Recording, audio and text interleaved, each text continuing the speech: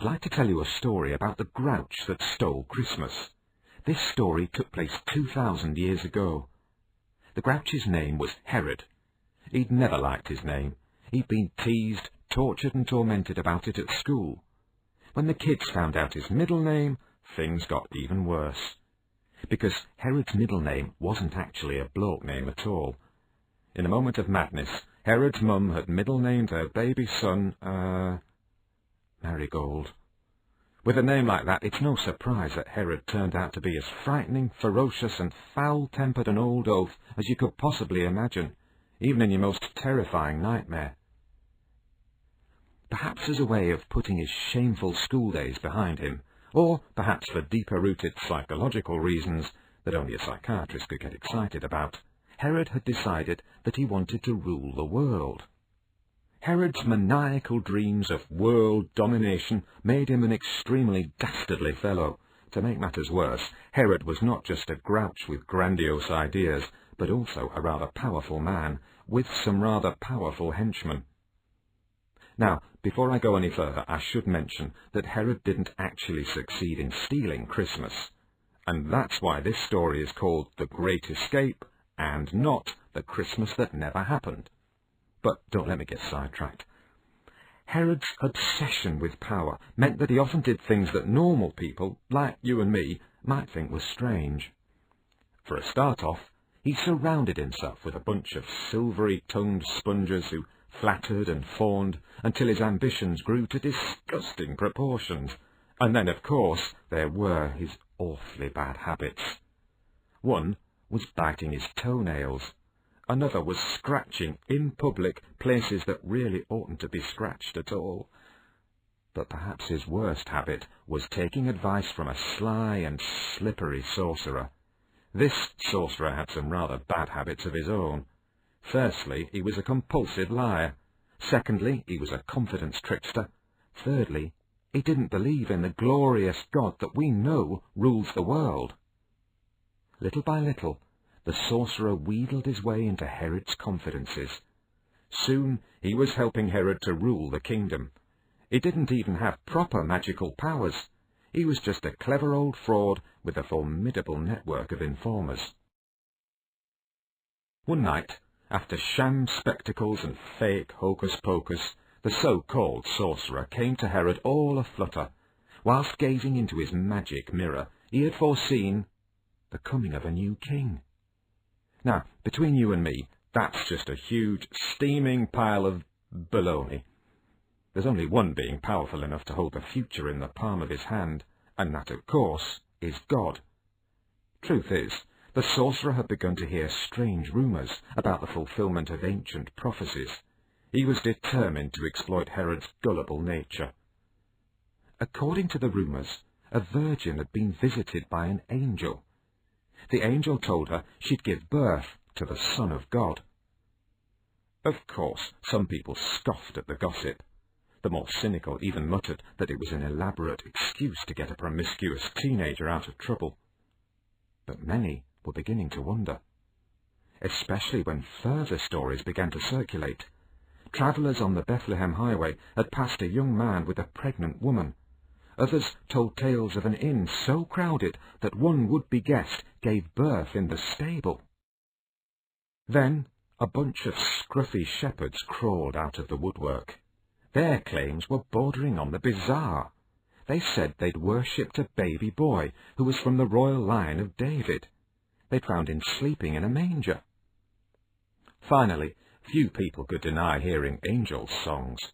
Celestial cantatas so ethereally beautiful they made you weep with joy.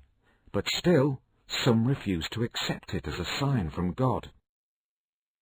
Unfortunately, whilst the streets were seething with speculation, Herod himself was tucked away in his palace. Like most oppressive tyrants, he was totally out of touch with the common man. He knew nothing of the stories being told and retold, so he sucked up every syllable the sneaky sorcerer uttered. One day, the sorcerer ushered 3 wise men into the palace. Herod had just gotten out of the wrong side of bed. He was always grouchy before he ate his breakfast, but his foul temper worsened when he heard the stranger's words. The wise men believed a dazzling star was leading them to a baby, and that this baby was destined to become the ruler of the world. The strangers had confirmed Herod's worst fears. He was about to lose his throne to a rival king. Egged on by the scheming sorcerer, Herod began plotting ways to find and kill the baby. And that's why this story is about the grouch that tried to steal Christmas. I mean, you've got to realize what a massively stupid idea Herod had hit on. There's no way you'd find me pitting myself against the armies of heaven. But Herod, being both a megalomaniac and a chump, gave little thought to the divine power he was up against. And for a while, it seemed like Herod's evil plan might actually, well, work. The wise men dutifully followed the star to the little town of Bethlehem. Herod's henchmen dutifully tracked the wise men to the stable, and then dutifully reported their findings to Herod. First, they sighted Target 1, a young man aged between 25 and 30. Then they sighted Target 2, a young woman, long dark hair and dressed in blue. And of course, Target 3, a newborn baby boy, wrapped in swaddling clothes. With the targets located, all that remained was to execute Herod's order to kill. And that's when a mysterious darkness descended upon Herod's hired heavies. A darkness so thick it clouded their brains, blinded their eyes, and muffled their ears. They couldn't tell that time was flying by, and that the wise men had long since disappeared into the night. Nor could they see a light-bathed angel approaching the sleeping father in the stable, or hear the newly wakened mother overwhelmed by a situation too big to cope with, and pouring out her fears and troubles and burdens to God. So bewildered were the spies, they didn't even realize their mission was about to fail. The father was saddling up the donkey, the family was setting off, a great escape was taking place. It was happening right under the noses of Herod's henchmen, and it was all part of the most incredible plan. God was saving the baby so that the baby could grow up to become the saviour of mankind. When Herod's hired heavies returned and told him that the baby king could not be found, Herod did just what you'd expect of an addle-brained despot. He threw himself onto the floor, kicking and screaming in a fury.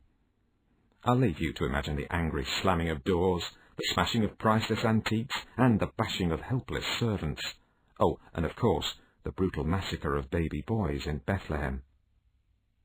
And I'll leave it to you to decide on the fate of the faux magician.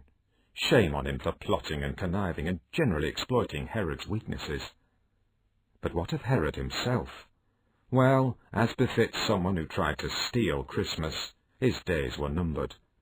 A few years after the family fled to Egypt, Herod died a ghastly and gruesome death. Of course, it would be unchristian of us to take any pleasure in that. The Great Escape was all part of God's perfect plan. Just as God saved Christmas by leading the family to safety, so too we can be confident that we have the might of heaven on our side. And just as Jesus escaped an early death, so too his later death on the cross provided us with the great